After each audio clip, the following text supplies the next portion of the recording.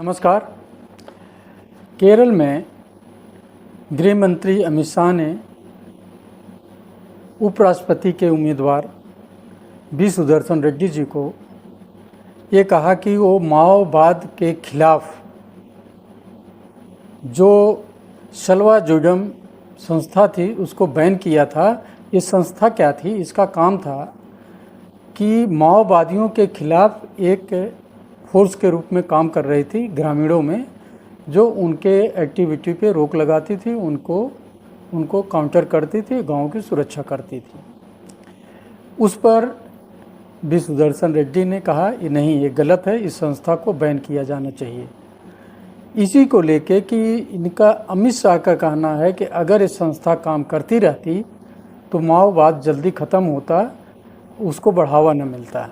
इस तरीके की स्पेशल जो पुलिस ऑफिसर होते हैं, ये कई राज्यों में दूसरे नामों से अपॉइंट हुए हैं। जम्मू कश्मीर में हुए थे, जिनमें इनको हथियार दिया गया था और ग्रामीणों को दिया गया, और वो आजकल देखिए आतंकवाद के खिलाफ कार्य कर रहे हैं। तो ऐसे ही प्रोविज़न करके अगर किसी आतंकी संगठन या माओवादी नक्सलाइट को अगर ख़त्म करने की व्यवस्था की गई थी तो उसे बैन करना एक तरीके से गलत था। इसी को लेके अमित शाह जी ने ये कहा कि वी सुदर्शन रेड्डी जी एक तरीके से माओवाद नक्सल को बढ़ावा देने वाले जज थे और उसको अपने पीरियड में बढ़ावा दिया, ये उनका कहना है।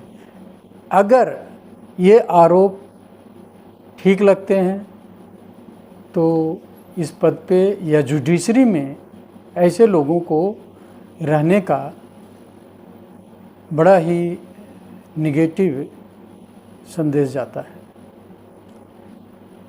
तो इसलिए अमित शाह का स्टेटमेंट बहुत ही महत्वपूर्ण हो गया है। ये चर्चा पर इस पे होनी है और देश की जनता को भी पूरा जानने का हक है कि उसका